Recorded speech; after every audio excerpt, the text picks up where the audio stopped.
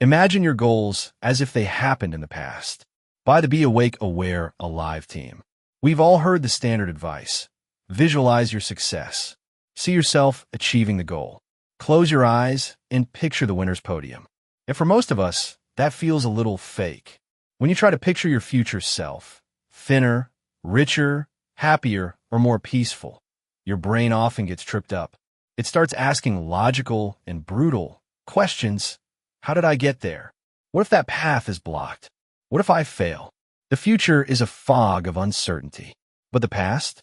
The past is solid. The past is fact. And that is exactly why you need to flip the script.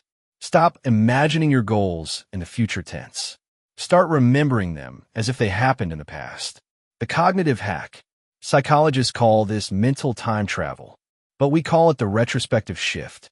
When you say, I want to run a marathon, your brain registers a lack. It sees a gap between where you are and where you need to be. That gap creates anxiety. But when you say, remember that marathon I ran last spring?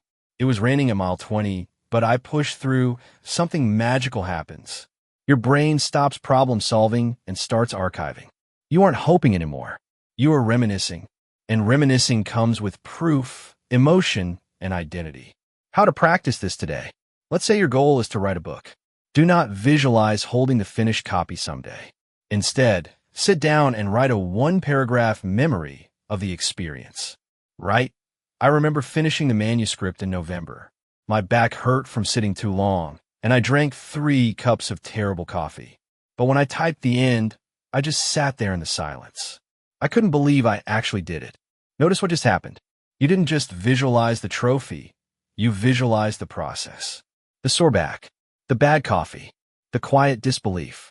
That is more powerful than any vision board because it feels real. And when a goal feels real, you start acting like someone who has already done it. The questions that change everything. Instead of asking, what do I need to do to achieve this? Ask yourself, what was the hardest part about achieving that goal? Who was with me when I finally crossed that finish line? What did I learn about myself during that year? By framing the questions in the past tense, you bypass your brain's fear of the unknown. You assume the goal is already complete. Now, the only job left is to reverse engineer the memory that led to it. Why this works for anxiety, too. This isn't just for business or fitness. Use this for emotional goals. If your goal is to stop worrying so much, don't say, I want to be calm in the future. Say, I remember when I used to worry about everything. But looking back, I realize it all worked out fine. I learned to trust myself. You aren't lying to yourself. You are pre-living the wisdom you will have 1 year from now. You are borrowing the confidence of your future self and bringing it back to the present.